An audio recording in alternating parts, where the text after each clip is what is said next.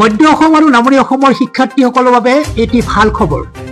কামৰূপৰ গড়ৈমাৰীত ইনস্পিয়াৰ group of ইনষ্টিটিউচনৰ দ্বাৰা পৰিচিত কীৰ্তন বিদ্যালয়খনে এইবাৰ ছাত্ৰ ছাত্ৰীৰ বাবে লৈ আহিছে বিশেষ সুবিধাৰ লগতে এক অতি ভাল খবৰ।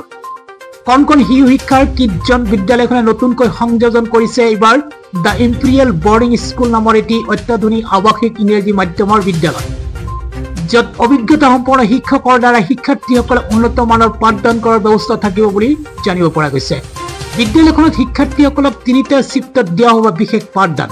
ৰাতিপুৱা মুছলিম ছাত্ৰ ছাত্ৰীক দিয়া হ'ব ইছলামিক শিক্ষা, ৰাতিপুৱা 9 বজাৰ পৰা চলিব স্কুলৰ পাঠদান আৰু আবেলি 5টাৰ পৰা নাইট ষ্টাডিৰ ব্যৱস্থা থাকিব বুলি বিদ্যালয় পৰিচালনা সমিতিয়ে জনাইছে।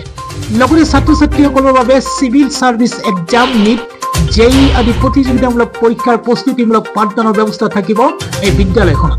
উক্ত বিদ্যালয়খনত 2025-26 বৰ্ষৰ বাবে নামভৰ্তিকৰণ চলি আছে। ইচ্ছুক ছাত্ৰ ছাত্ৰীসকলক নামভৰ্তি কৰাৰ বাবে স্ক্ৰীনত দিয়া মোবাইল নম্বৰত যোগাযোগ কৰিব পাৰে।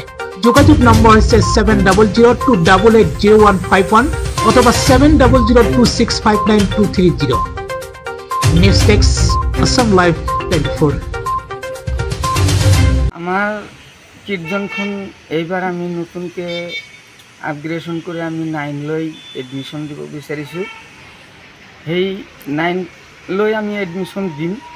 আমাৰ এই আগত আমাৰ MD ছাৰে কৈ গৈছে যে আমাৰ ইম্পেৰিয়েল বৰ্ডিং স্কুল, এই ইম্পেৰিয়েল বৰ্ডিং স্কুলৰ আমাৰ সুবিধা এটাই থাকিব, সেইটো হ'ল আমাৰ এই বৰ্ডিঙৰ ব্যৱস্থা থাকিব। তাতে ল'ৰা ছোৱালীবিলাকে আমাৰ এই সুবিধা এইখিনিয়ে পাব যে তেওঁলোকে পঢ়াৰ বাহিৰে বাকী একোৱেই কৰিব নালাগে। যেনেকুৱা ধৰক আপোনাৰ এই কাপোৰ কানি ধুব লাগিব, এইখিনিও ধুব নালাগে, আমি সেইখিনি ব্যৱস্থা কৰি দিম। তাৰপিছত আমি উন্নত মানৰ শিক্ষা দিয়াৰ কাৰণে আমি এই বৰ্ডিং স্কুলখন আমি আগবঢ়াই লৈ যাম বুলি আমি আশা কৰিছোঁ। ছাত্ৰ ছাত্ৰীবিলাকে থকাৰ কোনো ব্যৱস্থা বা খোৱাৰ কোনো ব্যৱস্থা আছে? সেইখিনিতো আমি এই বৰ্ডিঙত আমি মেকআপ দি দিম, সেইখিনি আমি মিলাই দিছোঁ যে আমি থকা খোৱা, তাৰপিছত 3টা শিফ্টত আমাৰ ক্লাছ হ'ব। তো বাকী আমাৰ ষ্টুডেণ্টবিলাকৰ আমি তেনেকুৱা আমি অসুবিধা নিদিয়াকৈ আমি বেলেগ ব্যৱস্থা আমি কৰি দিছোঁ যে সেইখিনি আমাৰ মেনেজমেণ্টে আমাক উঠাই লৈ যাব। অকল ষ্টুডেণ্টবিলাকে এইখিনিয়ে সুবিধা যে লিখা পঢ়া কৰি ভাল মানুহ কেনেকৈ হ'ব পাৰি এইখিনি ষ্টুডেণ্টে কৰিব। কীৰ্তনখন আমি চলোৱাৰ পিছত এইবাৰ আমি নতুনকৈ সংযোজন কৰিছোঁ দ্য ইম্পেৰিয়েল বৰ্ডিং স্কুল। এইখন স্কুলত আমাৰ লয়াৰ অসমৰ ভিতৰত আমি নতুনকৈ আৰম্ভ কৰিব গৈছোঁ বৰ্ডিং, কমপ্লিট বৰ্ডিং। ইয়াতে থাকিব আপোনাৰ 3টা শিফ্টত ক্লাছ। আমি মুছলিম ছাত্ৰ ছাত্ৰীৰ বাবে ইছলামিক শিক্ষা দিয়াৰ ব্যৱস্থা ৰাখিছোঁ ৰাতিপুৱা। তাৰপিছত ডে স্কুলতো থাকিবই। ৰাতি আমি ক্লাছ এটা ছেশ্যন থাকিব ৰাতি, তো মিলাই কেনে 3টা ছেশ্যন থাকিব। তাৰ উপৰিও আমি ক্লাছ 1ৰ পৰা এটা প্ৰগ্ৰেম ৰাখিছোঁ, ফিউচাৰ এচিভাৰ প্ৰগ্ৰেম, য'ত আমি বিভিন্ন ধৰণৰ কম্পিটিটিভ এক্সাম হওক বা চিভিল ছাৰ্ভিচে হওক সেইবোৰত আমি প্ৰিপেয়াৰ ক্লাছ 1ৰ পৰাই কৰাই যাম। আৰু এইটোত পাঠদান দিয়া হ'ব আমাৰ অভিজ্ঞ শিক্ষক শিক্ষয়িত্ৰীৰ দ্বাৰাই।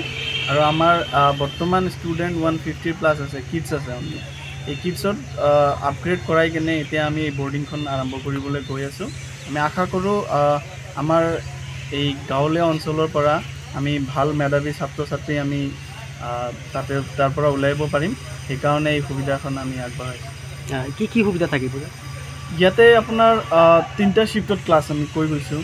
এটা থাকিব ৰাতিপুৱা, এটা থাকিব দিনত 9টাৰ পৰা 2:30লৈকে, তাৰপিছত আকৌ ৰাতি থাকিব। আমি ছোৱালীৰ কাৰণে হিজাবটো দিছোঁ আৰু নামাজটো থাকিব। লগতে ইছলামিক শিক্ষা ৰাতিপুৱা থাকিব মুছলিম ছাত্ৰ ছাত্ৰীৰ কাৰণে, এইখিনি সুবিধা। আৰু লগতে আপোনাৰ ফিউচাৰ এচিভাৰ বুলি এটা প্ৰগ্ৰাম ৰাখিছোঁ। সেই প্ৰগ্ৰামটো থাকিব আপোনাৰ ক্লাছ 1ৰ পৰা আমি বিভিন্ন ধৰণৰ কম্পিটিটিভ এক্সাম হওক বা চিভিল ছাৰ্ভিচেৰ হওক সেইবোৰ আমাৰ কেৰিয়াৰ কাউন্সেলিং নাই। আমি দেখা পাইছোঁ যে আমাৰ গাঁৱলীয়া অঞ্চলৰ ছাত্ৰ ছাত্ৰীৰ এইবোৰ অভিজ্ঞতা নাই যে কেনেকৈ আমি এইবোৰ উত্তীৰ্ণ হ'ব পাৰোঁ। তাৰ বাবে আমি এটা কাউন্সেলিং কৰাই যাম। লগতে আমাৰ এইবোৰ ট্ৰেইনিং এটা ছেশ্যন থাকিব, যাতে আমি কেনেকৈ মানে ক্লাছ 2ৰ পিছত আমি কেনেকৈ মানে এটা ছিলেকশ্যন কৰিব পাৰোঁ যে মই কোনটো ফিল্ডত যাম। দূৰ দূৰণিৰ পৰা সেইবোৰ এতিয়া আমাৰ শিক্ষা নিয়ম হিচাপে যেনেকৈ অসম চৰকাৰে নিৰ্দেশ মৰ্মে আমি সেইবোৰ দৰ্পণ পৰ্টেলত সোমাই ল'ম।